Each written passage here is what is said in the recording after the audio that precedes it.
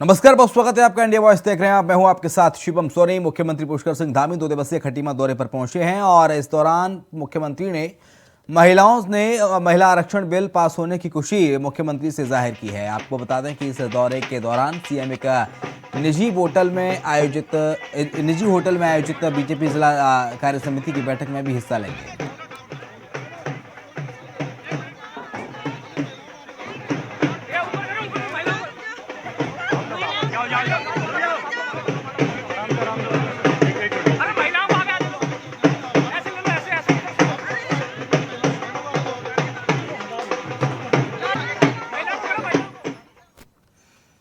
हल्द्वानी में सीएम धामी ने 35 करोड़ 58 लाख रुपए की लागत से बने सीवरेज ट्रीटमेंट प्लांट और 3 करोड़ की लागत से बने लेगेसी बेस प्लांट का लोकार्पण किया। लोकार्पण के बाद मुख्यमंत्री पुष्कर सिंह धामी ने सभा को भी संबोधित किया। तो वहीं पुष्कर सिंह धामी सर्किट हाउस में भाजपा कार्यकर्ताओं से उन्होंने मुलाकात की। देखिए, ये माननीय प्रधानमंत्री आदरणीय मोदी जी के नेतृत्व में पूरे देश के अंदर जिस प्रकार से आज सभी शहरों को स्वच्छ बनाया जा रहा है, निर्मल गंगा का अभियान पूरे देश के अंदर चल रहा है, जिसमें गंगा और गंगा की जितनी भी सहायक नदियां हैं उन सभी को स्वच्छ रूप में आगे बढ़ाया जाए, आगे भेजा जाए। हल्द्वानी शहर में अमृत योजना के अंतर्गत आज इस सीवरेज प्लांट का जो लोकार्पण हुआ है, इससे निश्चित रूप से हल्द्वानी शहर के स्वच्छता में, यहाँ के पर्यावरण की दृष्टि से, यहाँ की सुविधा की दृष्टि से और विकास की दृष्टि से एक मील का पत्थर साबित होगा। और हमारा जो हल्द्वानी प्रमुख शहर है, उस शहर को ये योजना मिलने से कहीं ना कहीं मैं समझता हूँ कि पूरे उत्तराखंड के अंदर भी जो आगे का अभियान है, हम लोग इसी रूप में आगे बढ़ाएंगे। और हमारा संकल्प है कि उत्तराखंड के अंदर से माँ गंगा और उसकी जो सहायक नदियाँ हैं सभी स्वच्छ रूप में आगे जाए।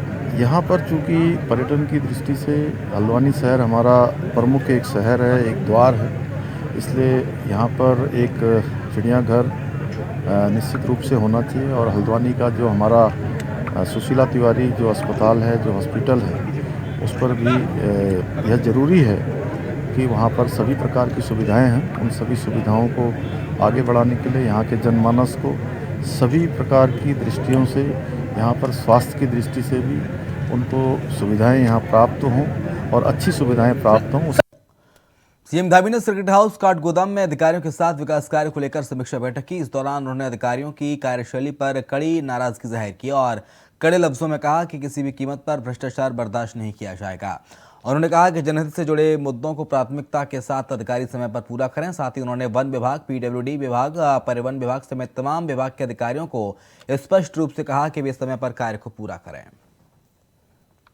देखिए, मैं समय समय पर सभी विभाग के लोगों से मैंने कहा है कि कोई भी विभाग अपने काम को दूसरे के ऊपर न टाले। एक विभाग दूसरे पर टालता है, दूसरा तीसरे पर टालता है, इस प्रकार से कामों में विलम्ब होता है और कहीं भी पेंडेंसी नहीं होनी चाहिए, क्योंकि जीरो पेंडेंसी के आधार पर हम लोग काम कर रहे हैं। एक कार्य संस्कृति उत्तराखंड के अंदर बने, उत्तराखंड के अंदर लागू हो, उत्तराखंड के अंदर आगे बढ़े। इसके लिए मैंने जितने भी विभाग यहाँ पर आए थे, जो पिछली बार की समीक्षा जो हुई थी उस समीक्षा में बात करी है। दूसरा, हमने कहा है कि समय समय पर कुछ इस प्रकार की बातें आती हैं कि कुछ भ्रष्टाचार के कारण से भी कई जगह पर काम होने में दिक्कत होती है। इस प्रकार की शिकायत नहीं आनी चाहिए। इस पर बिल्कुल 1% का भी जीरो टॉलरेंस के आधार पर हम लोग काम कर रहे हैं, तो पारदर्शिता नीचे तक दिखाई देनी चाहिए। उसमें कहीं भी कोई दोषी पाया जाएगा तो जो 1064 हमने नंबर जारी किया हुआ है उसको और हम सशक्त बनाएंगे और उस पर मजबूती से काम करेंगे। जनप्रतिनिधियों के सामाजिक क्षेत्र में काम करने वाले लोगों को हमारे शासन के लोग, प्रशासन के लोग अत्यधिक गंभीरता से लें और उनकी बातों को गंभीरता से लेकर जो भी दूरभाष इत्यादि हैं उस पर भी उनका सकारात्मक रूप से जवाब होना चाहिए, सकारात्मक रिस्पॉन्स होना चाहिए। मुख्यमंत्री धामी से सोमवार को अंतर्राज्यीय छात्र जीवन दर्शन के अंतर्गत पूर्वोत्तर भारत से आए हुए छात्रों के दल ने भेंट की है। राष्ट्रीय एकात्मता यात्रा कार्यक्रम के तहत आयोजित इस कार्यक्रम में पूर्वोत्तर के छात्रों ने देहरादून और मसूरी के भ्रमण के अनुभवों पर सीएम से चर्चा की। उन्होंने प्राकृतिक सुंदरता के साथ राज्य की समृद्ध संस्कृति, विरासत और लोक संस्कृति से परिचित होना सुखद एहसास बताया। इस मौके पर मुख्यमंत्री ने कहा कि नॉर्थ ईस्ट के साथ उत्तराखंड की कई मामलों में समानता है। पर्वतीय भौगोलिक स्थिति के साथ हमारा हिमालय से जुड़ाव है। उन्होंने कहा कि इस प्रकार की अध्ययन यात्राएं एक दूसरे राज्य की समृद्ध विरासत को समझने का अवसर प्रदान ही नहीं करती, बल्कि इससे जन कल्याण के लिए संचालित की जाने वाली योजनाओं की जानकारी साझा होती हैं।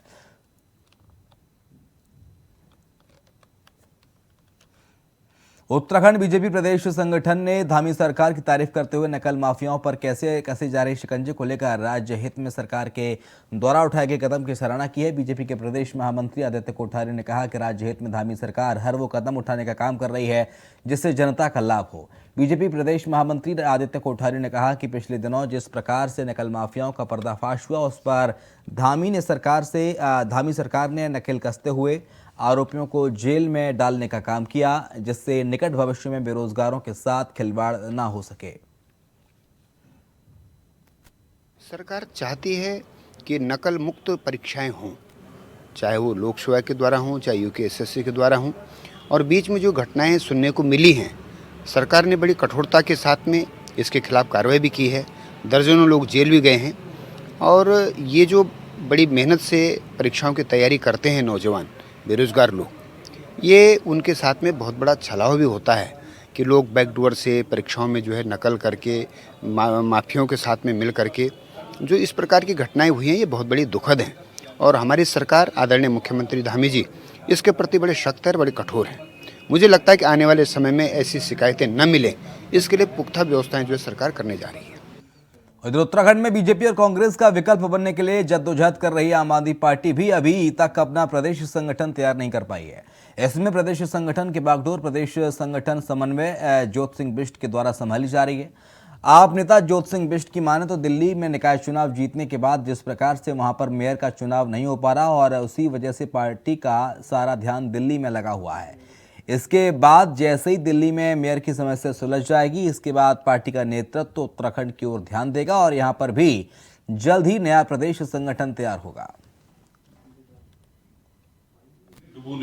पिछले जो चुनाव, गुजरात चुनाव निपटने के बाद दिल्ली में जिस ढंग का माहौल केंद्र सरकार के निर्देश पर दिल्ली के उपराज्यपाल जी ने बना रखा है कि वहां मेयर का चुनाव नहीं होने दे रहे हैं, तो उससे पार्टी हाईकमान वहां पर जीत हासिल होने के बाद भी उस स्थिति से निपटने के साथ दिल्ली में सरकार के कामों पर जिस तरह की अनावश्यक दखलंदाजी लेफ्टिनेंट गवर्नर द्वारा की जा रही है, तो उससे निपटने में पार्टी हाईकमान इस समय व्यस्त हैं।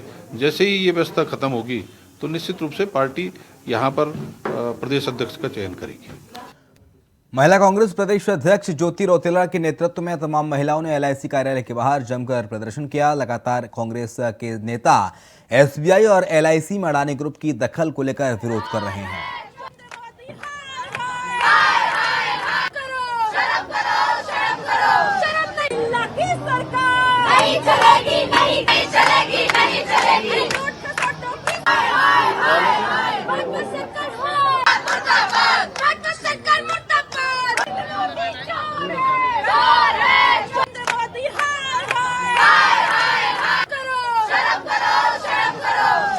तो ये हम लोगों का कहना ये है कि जो सरकारी संस्थान थे, जो सबसे ट्रस्टवर्दी संस्थान थे एसबीआई और एलआईसी, लोगों ने अपना जो जमा पूंजी है उसमें इन्वेस्ट किया था और इस सरकार ने एक आदमी को फायदा पहुंचाने के लिए उनके इलेक्टोरल बॉन्ड सस्ते में खरीदे, उनको लाखों हजारों करोड़ों का कर्जा दिया और आज पूरे देश में आर्थिक मंदी की स्थिति आ गई है केवल इस एक ग्रुप की वजह से और सरकार इसमें चुप्पी साधे हुए है।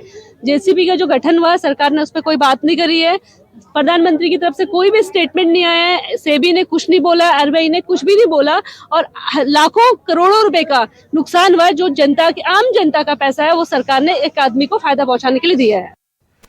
कांग्रेस के प्रदेश अध्यक्ष किरण माहरा ने मंगलवार को पत्रकारों से बातचीत करते हुए कहा कि राज्य में खनन माफियाओं का बोलबाला होता चला जा रहा है। जहां सरकार खनन माफियाओं पर नकेल कसने का काम कर रही है, दावा कर रही है, तो वहीं खनन माफियाओं के साथ विभागीय अधिकारियों का गठजोड़ भी दिखाई दे रहा है, जिससे अंदाजा लगाया जा सकता है कि खनन माफिया किस कदर हावी हैं। कांग्रेस के प्रदेश अध्यक्ष किरण माहरा ने आरोप लगाते हुए कहा कि निदेशक खनन खुद इस मामले में संलिप्त हैं, उनका पुत्र भी खनन का व्यवसाय कर रहा है, जिससे अंदाजा लगाया जा सकता है कि अपने परिवार के लोगों को भी अधिकारी लाभ पहुंचा रहे हैं। ऐसे में सरकार को कठोर कार्रवाई करने की जरूरत है। करण महारा ने कहा कि निदेशक करण की तत्काल गिरफ्तारी होनी चाहिए।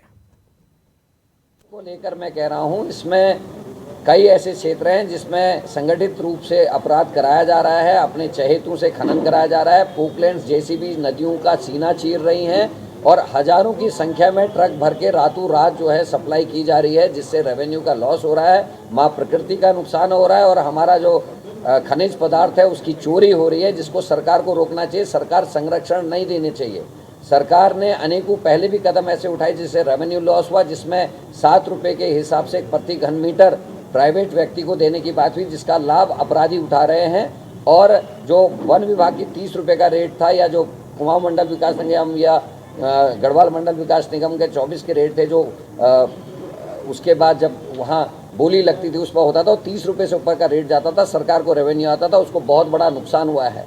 5 साल के क्रशर के पट्टे को 10 साल का करना, ये भी अपने आप में शंका पैदा करता है। तो सब कुछ घोटाला चल रहा है और विभाग के एक बड़े डायरेक्टर के ऊपर एनजीटी ने आरोप लगाया कि उन्होंने अपने नज़दीकी को, जिसको नहीं दे सकते कानून था, उसको क्रशर खोलने की परमिशन दी है और देहरादून जो रेड जोन में था उसको ऑरेंज जोन में कन्वर्ट बिना पर्यावरण विभाग के एनओसी के किया गया है, जो अपराध करने की नीयत से किया गया है। उस अपराधी, उस अधिकारी की गिरफ्तारी होनी चाहिए और उसके समय में जितने क्रैशर्स सैंक्शन किए गए हैं उन सब की भी जांच करनी आवश्यक होगी। एक छोटा सा ब्रेक लेने हैं, खबरों का सिलसिला लगातार जारी है। ऋषिकेश पहुंचे कांग्रेस नेता और पूर्व कैबिनेट मंत्री हरक सिंह रावत ने सीएम धामी पर हमला बोला। उन्होंने कहा कि सभी कह रहे हैं कि सब जगह हो हल्ला हो रहा है कि धाकड़ धामी से धाकड़ धामी। कोई धाकड़ की परिभाषा बताए, किस बात के धाकड़ है मुख्यमंत्री धामी?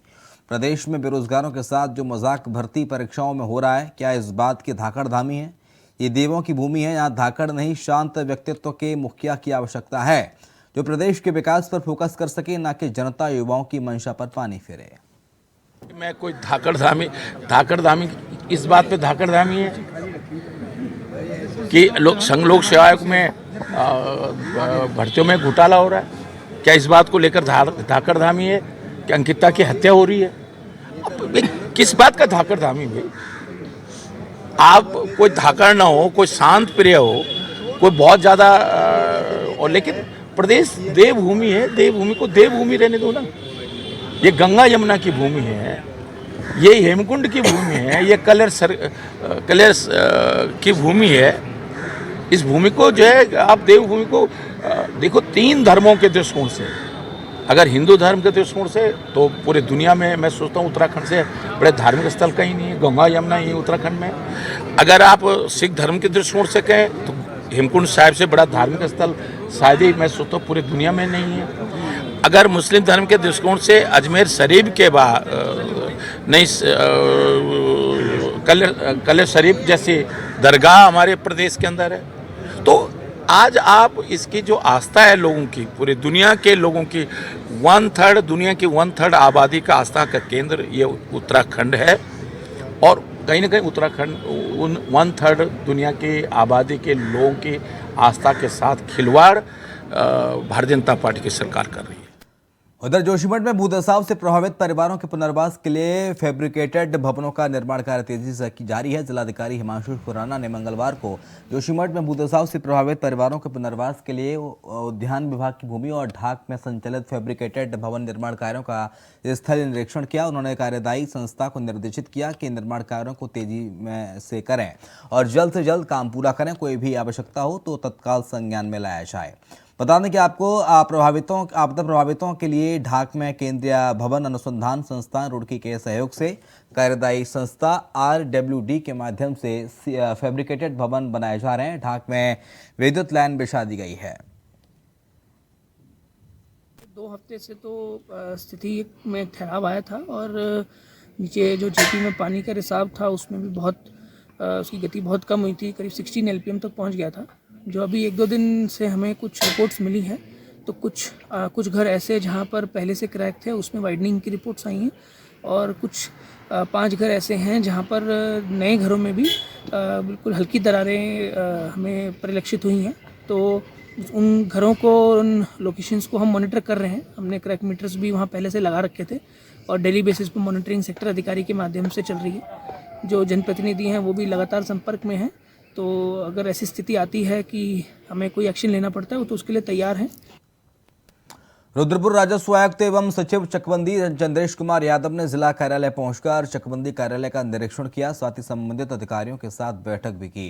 उन्होंने बंदोबस्त अधिकारियों को निर्देश दिए कि जो भी गांव बंदोबस्ती में हैं उनका पूरा विवरण उपलब्ध कराया जाए।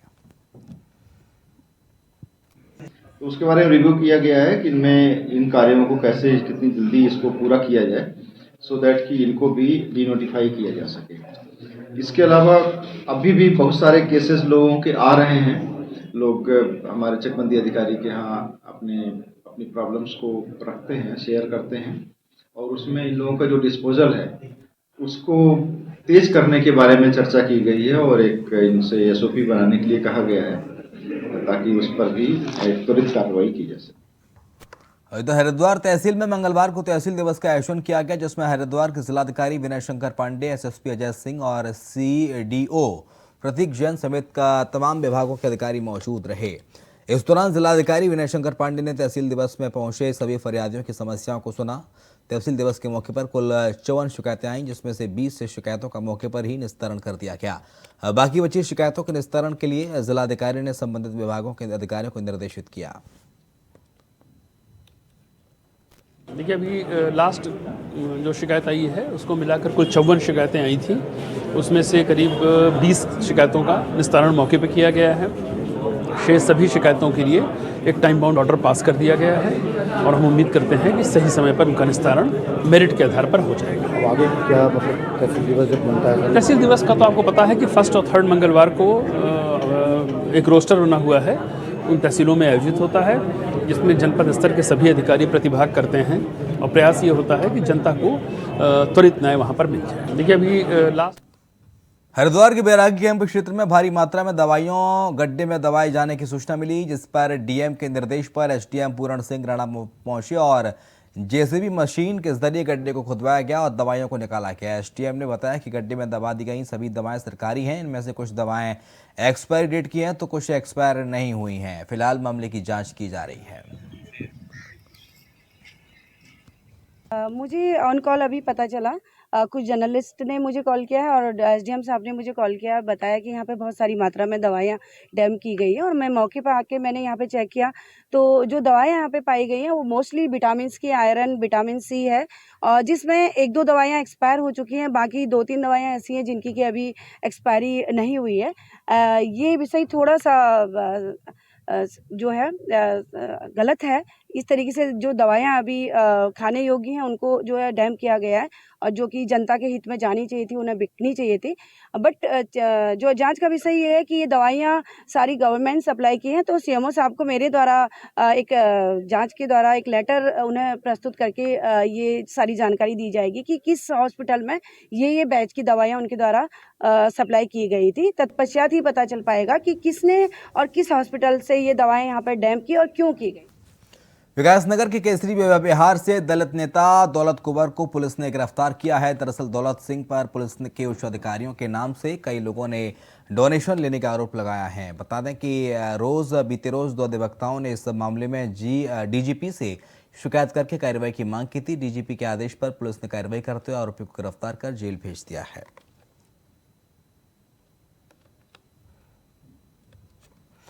डोईवाला हाईटेक एम्बुलेंस को राज्यपाल ने हरी झंडी दिखाकर रवाना किया है। इस बार में स्वामी राम हिमालयन विश्वविद्यालय के कुलपति डॉक्टर विजय धुस्माना ने कहा कि आधुनिक सुविधा वाली एम्बुलेंस संस्थान की ओर से उत्तराखंड के पहाड़ी क्षेत्र में सेवा देगी।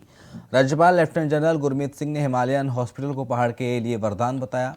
ये हाईटेक एम्बुलेंस पहाड़ के दूरस्थ क्षेत्रों में सेवा देगी।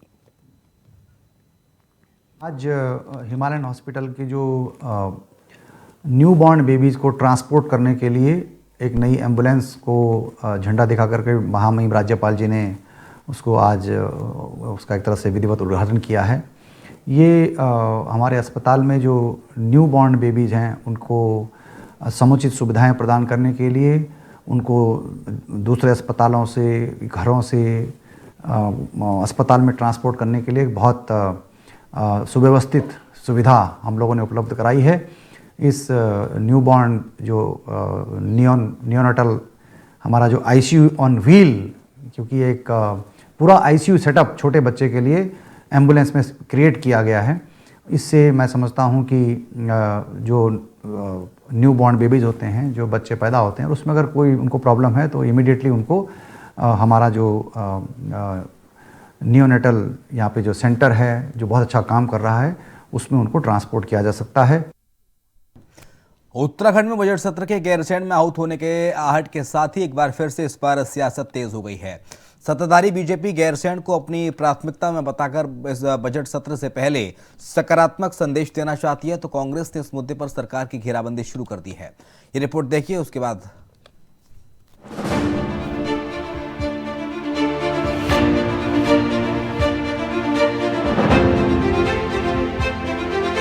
उत्तराखंड के लिए गैरसैंण हमेशा से ही भावनाओं से जुड़ा मुद्दा रहा है और शायद इसीलिए राजनीतिक दल इस मामले पर हमेशा राजनीति कर जनता की भावनाओं का फायदा उठाने की कोशिश करते रहते हैं। इसी कड़ी में आगामी बजट से पहले गैरसैंण पर सियासत तेज हो चली है। इस राजनीति की आग को भड़काने के लिए खुद पूर्व मुख्यमंत्री हरीश रावत एक दिन पहले ही भराड़ीसैंण पहुंचकर जनता की भावनाओं का साथ देने की कोशिश करते दिखाई दिए। तो वहीं दूसरी तरफ आगामी बजट पर कांग्रेस सरकार के एक्शन से पहले ही उसे घेरने की कोशिश में जुट गई है। दरअसल बीजेपी सरकार पिछले 1 साल से गैरसैंण में सदन आहूत नहीं कर पाई है और इसी को मुद्दा बनाकर कांग्रेस बीजेपी पर हमला कर रही है। देखिए, विपक्ष के और आप लोगों के प्रेशर में अगर चले जाए तो हम तो कहते हैं बहुत अच्छा होगा, क्योंकि जब से ग्रीष्मकालीन राजधानी बनी है तब से एक दिन का भी सत्र नहीं चला। हम चाहते सत्र चले और प्रत्येक विभाग के लिए एक दिन चर्चा का रखा जाए। ये कहते हैं बिजनेस नहीं है, लेकिन बिजनेस निकाला जाता है। प्रत्येक दिन एक विभाग पर चर्चा रखें ताकि लंबे समय तक सत्र चले, लोगों से जुड़ी हुई, जन सरोकारों से जुड़े हुए मुद्दे सदन में उठ सके, विधायिका मजबूत हो, क्योंकि जब सदन चलता तब विधायिका मजबूत होती है, तब लाल फीताशाही में कंट्रोल आता है। लाल फीताशाही इस राज्य में हावी है, ये आप भी जानते हैं, मैं भी जानता हूँ। और मुख्यमंत्री ने इशारे में कहा कि तेरी फाइल मेरी फाइल का झगड़ा खत्म हो, लेकिन अगर उसको खत्म करना है तो सदन ज़्यादा चलना चाहिए, जिससे विधायिका मजबूत हो और अधिकारी कर्मचारी कंट्रोल में है। देहरादून में विधानसभा भवन के भीतर गैरसैंण विकास परिषद की बैठक भी आहूत की गई, जिसमें गैरसैंण क्षेत्र के विकास के लिए मंथन भी किया गया। लेकिन कांग्रेस इस मामले पर बीजेपी से एक हाथ आगे रहना चाहती है और इसलिए शायद एक दिन पहले ही हरीश रावत ने भराड़ीसैंण में अपना मौन व्रत किया। बीजेपी साफ कर चुकी है कि गैरसैंण उनकी प्राथमिकता में हो रहा है और सत्र के जरिए गैरसैंण के विकास पर भी चिंतन किया जाएगा। जहां तक कांग्रेस का सवाल है तो हरीश रावत को मुख्यमंत्री रहते हुए गैरसैंण के पक्ष में कदम उठाने चाहिए थे, जो उन्होंने उस वक्त नहीं उठाए। देखिए, भारतीय जनता पार्टी के केंद्र में गैरसैंण है और हम गैरसैंण को भूले नहीं हैं। उत्तराखंड राज्य के आंदोलनकारियों की भावनाएं भी गैरसैंण के प्रति समर्पित रही हैं और हमारी भावनाएं भी समर्पित है, क्योंकि राज्य हमने बनाया है और गैरसैंण का जो नामकरण है वो भी हमने किया है। इसलिए हरीश रावत जी को जब समय था, जब वो इस प्रदेश के मुख्यमंत्री थे, वो ऐसा कुछ नहीं कर पाए कि जो गैरसैंण के लोग और उत्तराखंड के लोग उनको याद कर सकें। अब तो वो अपना मीडिया अटेंशन करने के लिए कभी गैरसैंण का नाम ले लेते हैं, कभी कोदा झंगरा की बात कर लेते हैं, तो ये उनका शगुफा रहता है। इनकी मीडिया अटेंशन के लिए कुछ भी कर सकते हैं।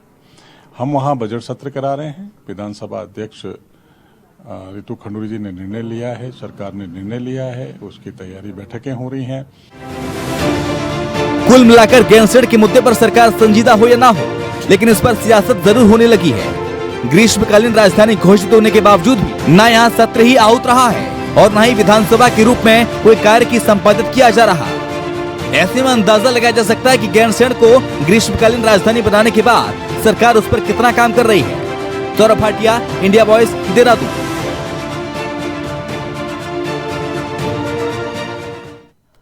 और इसी के साथ देवभूमि समाचार में इतना ही।